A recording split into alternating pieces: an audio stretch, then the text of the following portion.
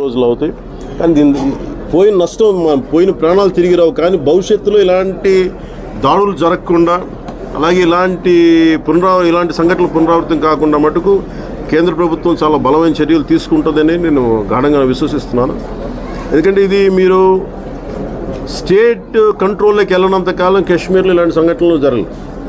State control election జరగగానే అడుగుతుంటే ఎందుకు ఆ పర్టికులర్ ఏరియాలో ఎవరు లేరంటే అది స్టేట్ కంట్రోల్ కింద వస్తున్నది వాళ్ళు చెప్పారని, లోకల్స్ చెప్పారని చెప్పి బాధితులు చెప్తా ఉన్నారు, బాధితుల కుటుంబాలు.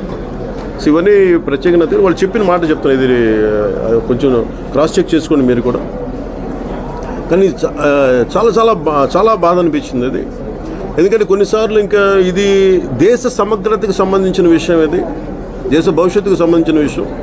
అందుకని ఇంక కూర్చోబెట్టి very targeted Hindus were killed in Kashmir. It's quite painful. చాలా I think somewhere it has to we have to put an end to this in the most constructive way. అలాగే పాకిస్తాన్ పైన ఈ 5 అంశాల మీద తీసుకున్న చర్యలు ఖచ్చితంగా చాలా అవసరం ఇలాంటి సమయంలో. ఎందుకంటే చాలామంది సెక్యులర్ వాదులు కూడా ఇలాంటి సమయంలో చాలా ఎక్కువ పెద్ద మనసుతో మాట్లాడుతూ ఉంటారు.